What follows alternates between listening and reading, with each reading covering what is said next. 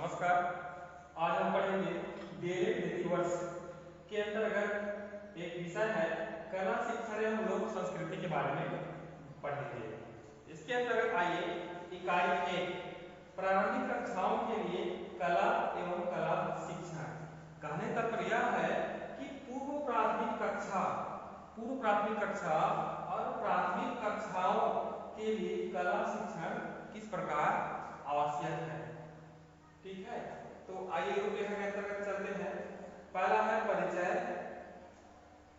फिर है कला का अर्थ परिभाषा, इसके पश्चात है कला अनुभव कि किस प्रकार कला का अनुभव किया जाए। कहने का तात्पर्य है कि छात्र कला का अनुभव कैसे करें। फिर इनके अंतर्गत आइए कला अनुभव एवं शिक्षण।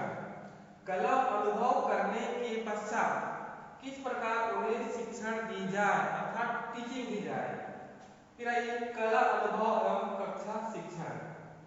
कला अनुभव प्राप्त करके अर्थात किसी भी क्षेत्र में कला प्राप्त करके अनुभव हो जाने के बाद फिर कक्षा को किस प्रकार सिखाया जाए अर्थात कक्षा में बच्चों को किस प्रकार सिखाया जाए। तत्पश्चात आइए कला अनुभव एवं योजना अर्थात छात्र कला अनुभव कैसे प्राप्त करेंगे इसके लिए योजना कैसे बनाई जाए। नेक्स्ट आइए पूर्व ज्ञान से जोड़ना। कहने का तात्पर्य है कि जो कला अनुभव प्राप्त करेंगे उनको पूर्व ज्ञान से कैसे जोड़ा जाए। फिर नेक्स्ट आइए कला शिक्षण एवं शिक्षक शिक्षा। कला की शिक्षण छात्रों को किस प्रकार दी जाए इसके लिए शिक्षकों की शिक्षा कैसी होनी चाहिए अर्थात उन शिक्षकों को किस प्रकार शिक्षा प्रदान की जाए, इन सब के बारे में पढ़ेंगे। तो आइए परिचय। तो आइए परिचय। हमने पिछली कक्षाओं में कला के बारे में जाना कि कला वास्तविक में है क्या।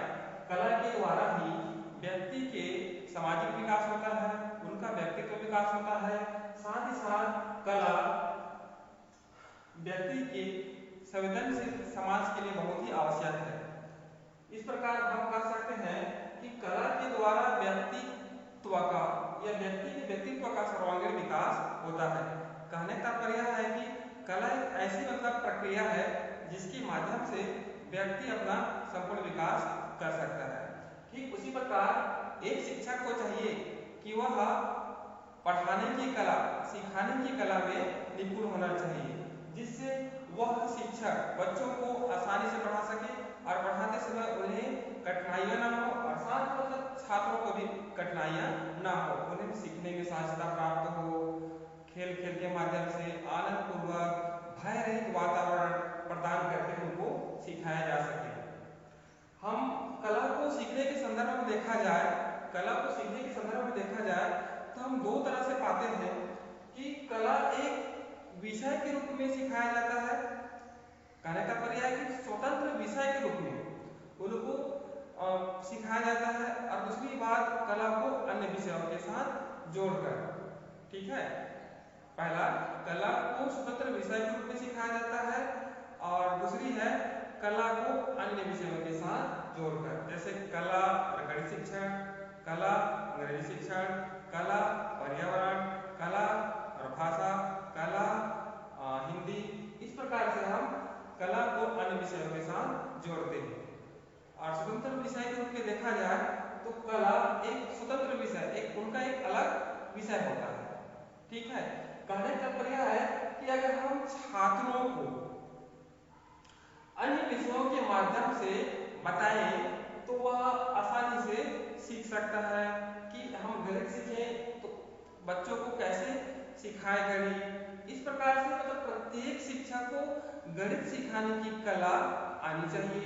साथ ही साथ जैसे भाषा के बारे में बताया जाए तो भाषा कहने की कला आनी चाहिए।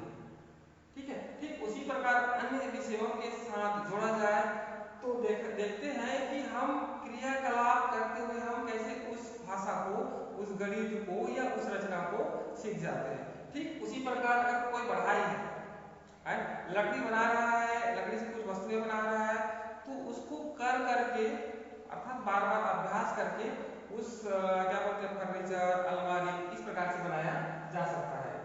ठीक उसी प्रकार कोई पेंटर पेंटर कोई पेंटरगिरी कर रहा है ना, तो वह किस प्रकार मनोरंजक ढंग से बच्चों को ऐसे मतलब चित्र बनाने के लिए सिखा सकता है। तो इससे यह स्पष्ट होता है कि हमें अन्य विषयों के साथ जोड़कर कला के माध्यम से छात्रों को आनंद पूर्वक ढंग से भय रहित वातावरण तैयार करके उनको आसानी से कला सिखाया जा सकता है। आइए जानते हैं कला अनुभव। कला अनुभव दो शब्दों से मिलकर बना है, कला और अनुभव। कला का तात्पर्य है निर्माण करना, रचना करना, और जब रचना करके जो अनुभव प्राप्त होता है उसी को बोलते हैं कला अनुभव। जैसे हम साइकिल चलाना सीख रहे हैं, जैसे साइकिल चलाना सीख जाते हैं तो क्या होता है, हम साइकिल चलाने की कला को प्राप्त कर चुके हैं। ठीक उसी प्रकार कला का तात्पर्य है कि बच्चों को सीखने सिखाने की प्रक्रिया के विभिन्न कलाओं से, बच्चों को सीखने सिखाने की प्रक्रिया के विभिन्न कलाओं से है। जैसे चित्रकला, मूर्तिकला, नाट्य कला, बात करने की कला, चलने की कला, नकल करने की कला आदि। इन सब में बच्चों को गुजारा जाए, अर्थात उनसे इनसे रूबरू कराया जाए।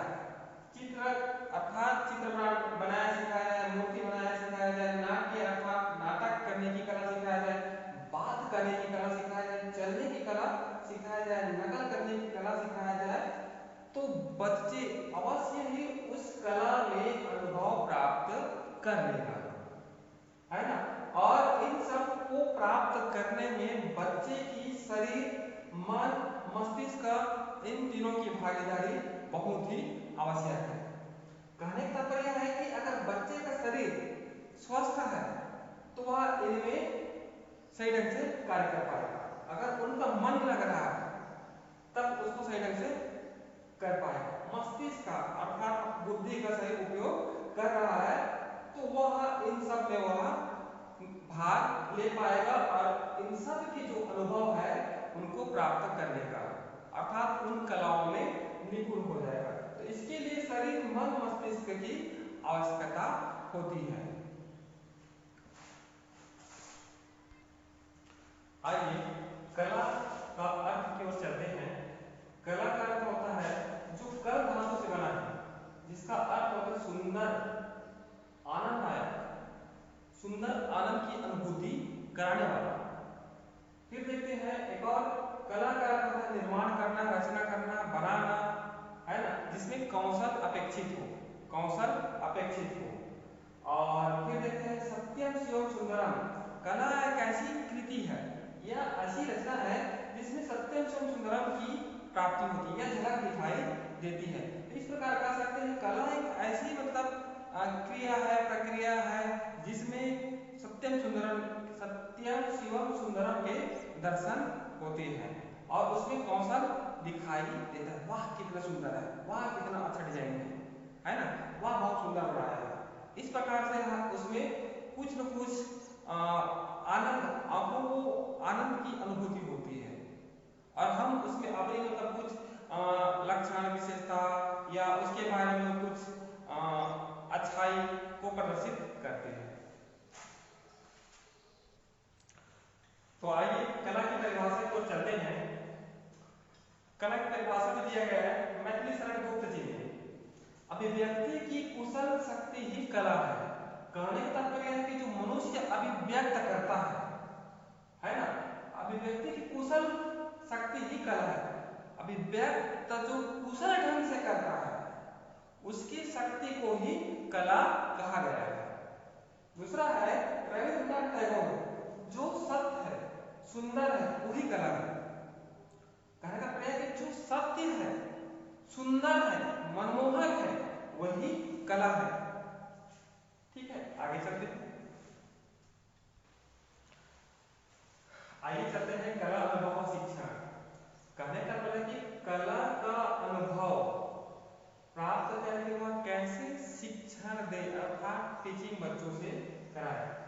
टीचिंग दे।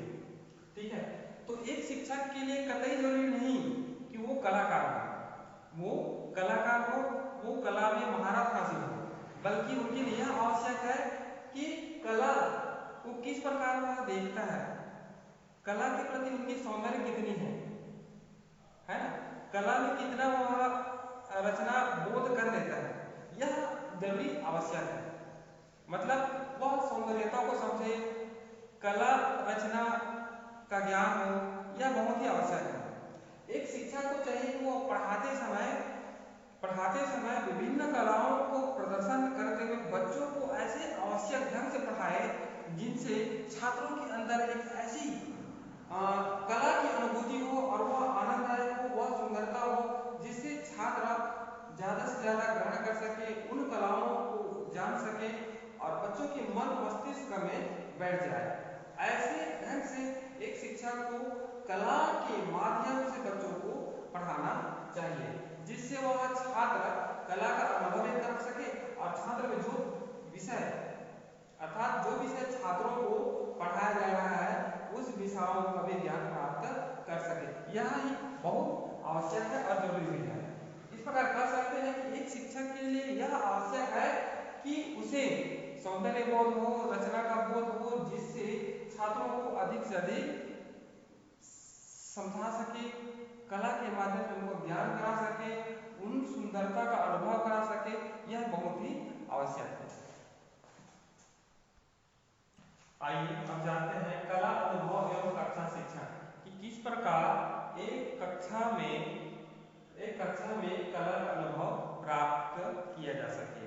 हमने पिछली कक्षाओं में कठपुतली निर्माण, क्राफ्ट निर्माण, टोकरी निर्माण इत्यादि के बारे में हमने जानने के बाद हमें यह आभास हुआ, अनुभव प्राप्त हुआ कि एक कक्षा में बच्चों के साथ यह क्रियाएं करके बच्चों के अंदर आनंदमय ढंग से उनके अंदर एक ऐसी कला का निर्माण किया जा सकता है जो प्रभावी ढंग से बच्चों के मन मस्तिष्क और हृदय में वास कर सके। इसके लिए बहुत ही आवश्यक है कि बच्चों को कक्षा में पढ़ाते समय उनको उचित अनुभव और आनंद प्रदान किया जाए। इसके साथ साथ बच्चों को साफ सफाई के बारे में, कपड़ा बुनाई के बारे में, कपड़ा से पर्दा कैसे बनाया जाता है इनके बारे में बच्चों को प्रत्यक्ष अनुभव करा करके और उन कलाओं में प्रारंभ करा करके उनको कक्षा में शिक्षा प्रदान किया जा सकता है। साथ ही साथ बाहर की साफ सफाई, वातावरण, आसपास के मित्रों के साथ जो व्यवहार है, ये करने की कला भी बच्चों को सिखा करके उनको अनुभव प्राप्त किया जा सकता है। कहने का पर्याय है कि कक्षा शिक्षा में अर्थात पढ़ाते वक्त, टीचिंग कराते वक्त कला अनुभव कैसे दिया जाए।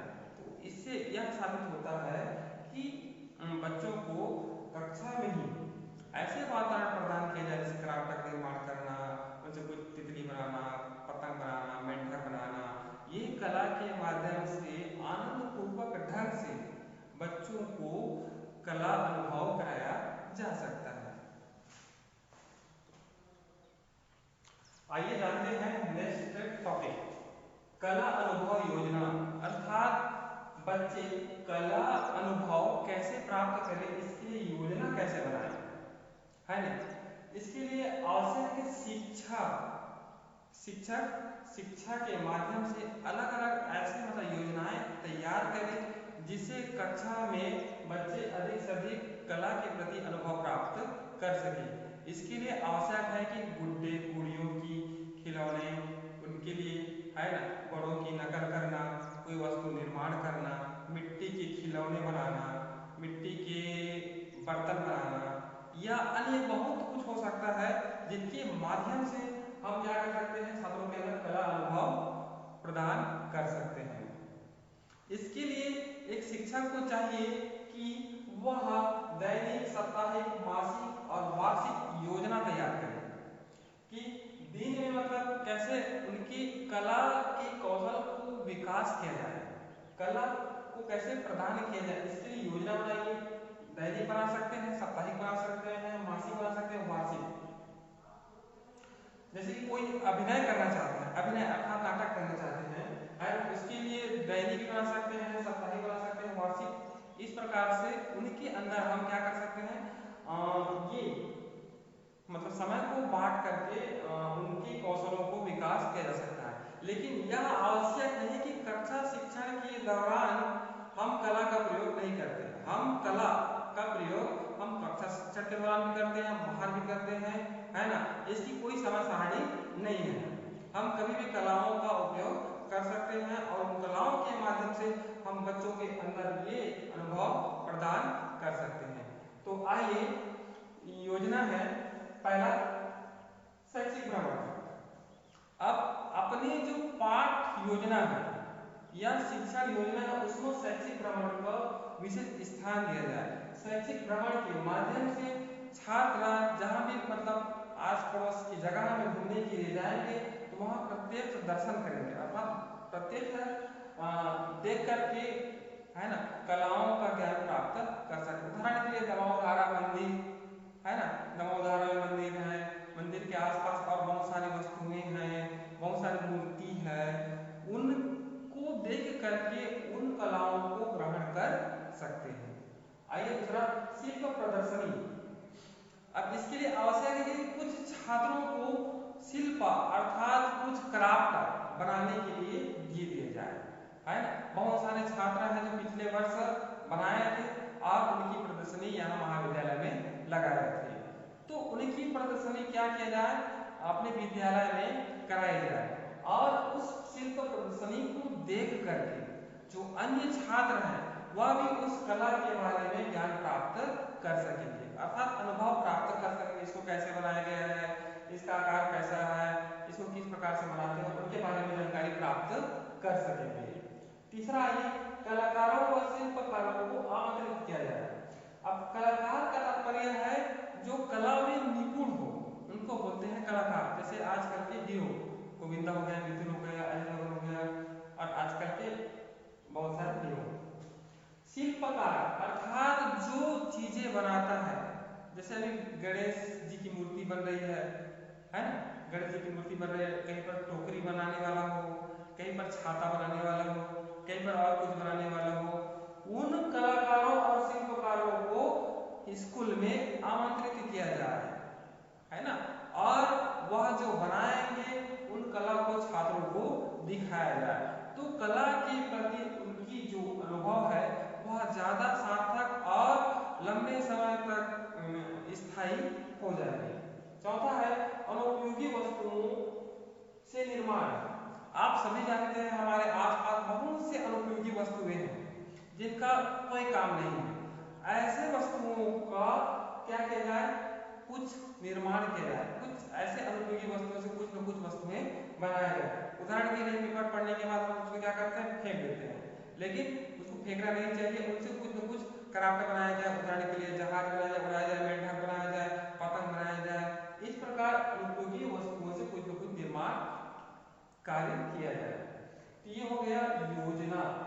किस प्रकार, कला अनुभव योजना, मतलब कला की जो अनुभव प्राप्त कर सके उनके लिए योजना। इस प्रकार की योजना है, इनके माध्यम से हम क्या कर सकते हैं, बच्चों के अंदर कला अनुभव प्रदान कर सकते हैं।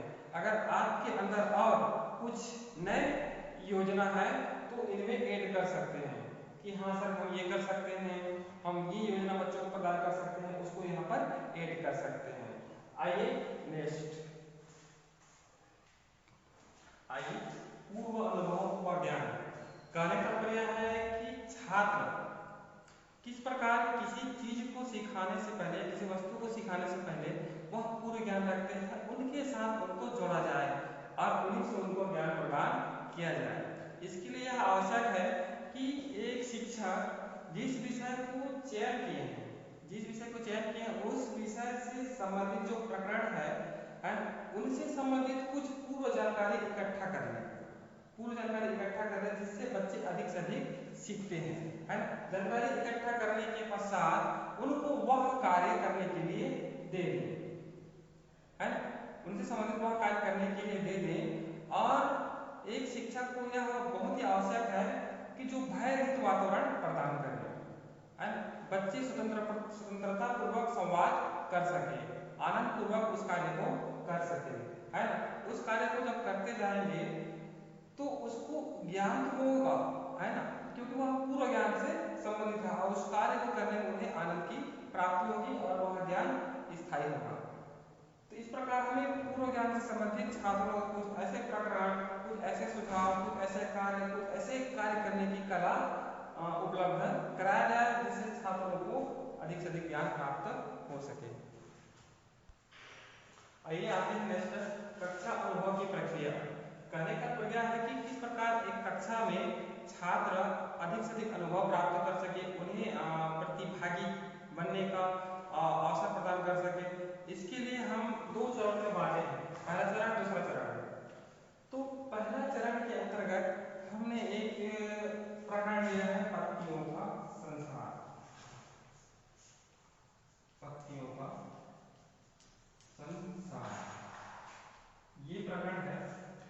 तो सबसे पहले इस प्रकरण पर छात्रों को आसपास की जो पेड़ पौधे हैं उनकी पत्तियां इकट्ठा करने के लिए बोले, पत्तियों को इकट्ठा करने के लिए बोले, लाए और स्वयं भी, ठीक है, शिक्षक स्वयं क्या बोलते हैं, पत्ती, छात्रों को पत्ती बनने के अवसर प्रदान करें और पत्ती बन करके उनको कैसा अनुभव हो रहा है और कैसा अनुभव होने वाला है उस पर अपना विचार हो, ठीक है।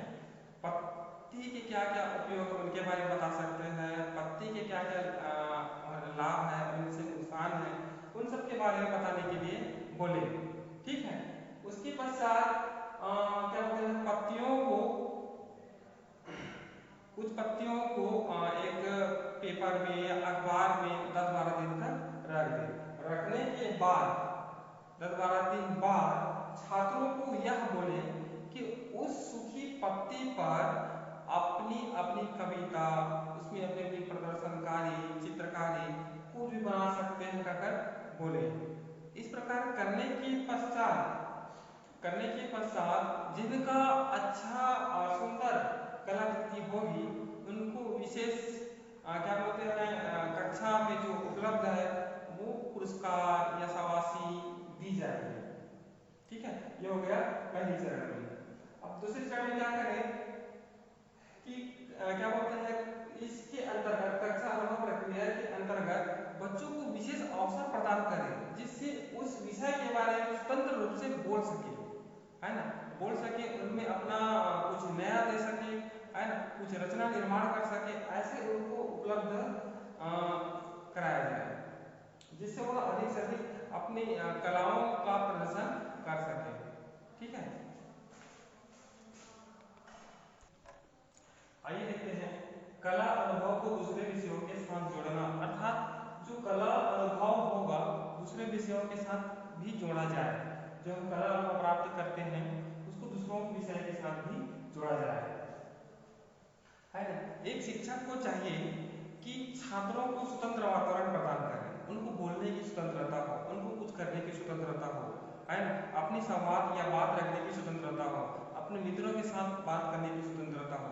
इस प्रकार की स्वतंत्रता ही उनके दृढ़ विश्वास को प्रबल बनाता है, साथ ही साथ उनको क्या बोलते हैं, भाषा के प्रति और ज़्यादा उपयोगी और सार्थक बनाता है जिससे वह अपनी बात को अधिक से अधिक कह पाता है।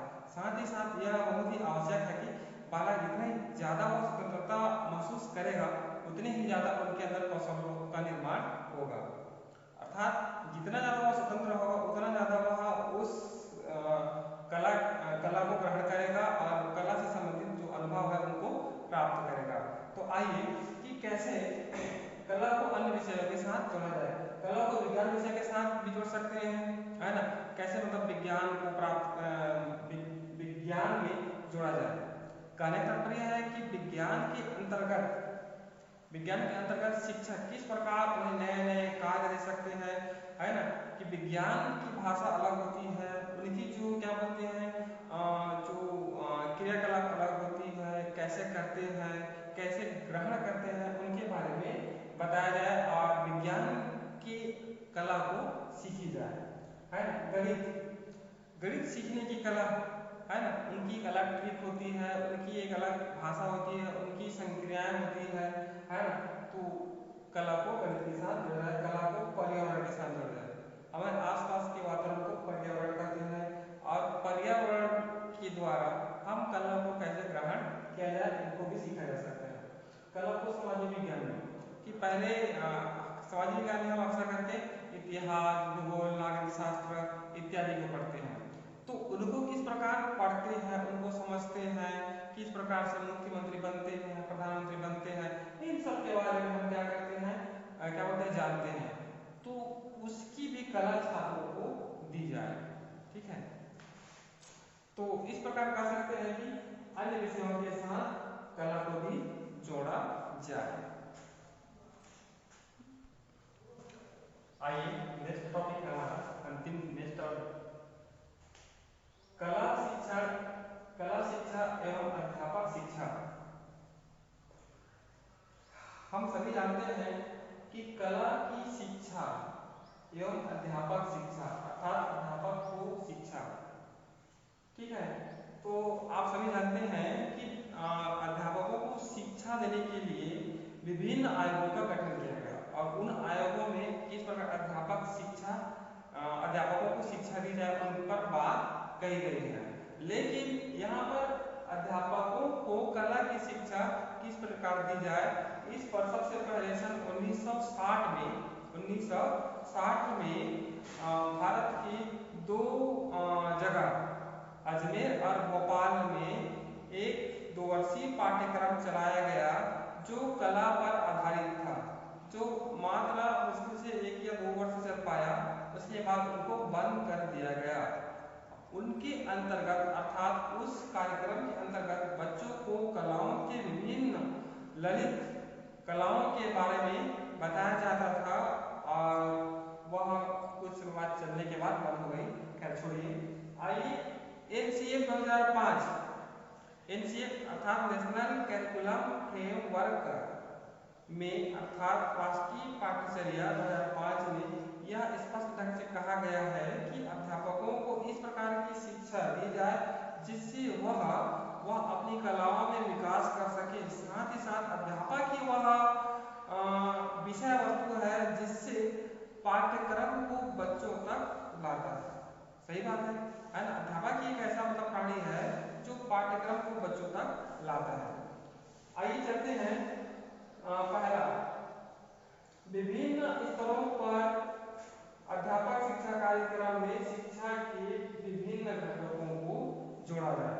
कहने का तात्पर्य है कि विभिन्न स्तरों पर अर्थात पहली, दूसरी, तीसरी, चौथी, पांचवी, छठवीं, सातवीं, आठवीं, नौवीं, 10वीं, 11वीं, 12वीं, कॉलेज तक भी ले जाइए, है ना, में अध्यापक शिक्षा जो कार्यक्रम चलाया जाता है उसमें शिक्षा के विभिन्न घटकों को और जोड़ा जाए जिससे छात्र जो शिक्षक है उनको अधिक से अधिक ज्ञान प्राप्त हो सके, ठीक है, और वह उन कलाओं में निपुण हो सके।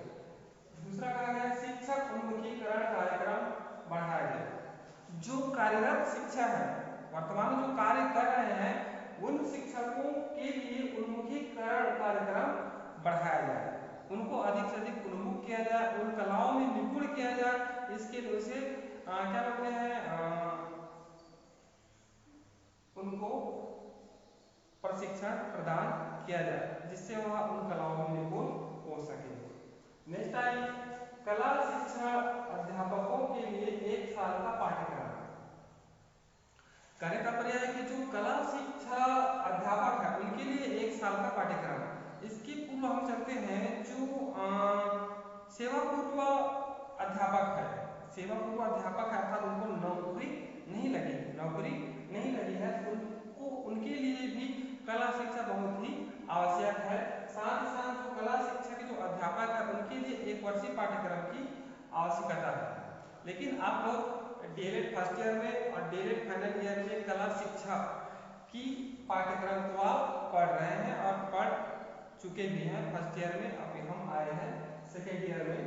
तो इस प्रकार कह सकते हैं कि कला शिक्षा जो अध्यापक है उनके लिए 1 वर्षीय पाठ्यक्रम की व्यवस्था की जाए। चौथा है कला के विभिन्न विधाओं का प्रयोग किया जाए।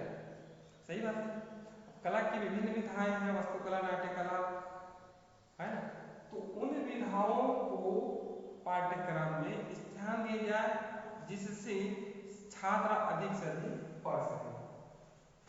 पांचवा है शिक्षक को समर्थ बनाया जाए, जितने भी शिक्षक हैं उनको समर्थ बनाया जाए, चाहे माध्यमिक स्तर के शिक्षक हो, प्राथमिक स्तर के शिक्षक हो या उच्च माध्यमिक स्तर के शिक्षक हो, उन शिक्षकों को इस प्रकार से समर्थ बनाया जाए कि वह प्रत्येक अपनी जो सब्जेक्ट के साथ साथ उनमें जो व्याख्यान करने की जो कला है, अपनी बात को छात्रों के सामने जो रखने की कला है उसमें निपुण हो सके, इसलिए उनको समर्थ बनाया जाए और समय समय पर उनको अनेक कार्यक्रमों से जोड़ा जाए जिनसे वह अधिक से अधिक उन कलाओं को प्राप्त कर सके।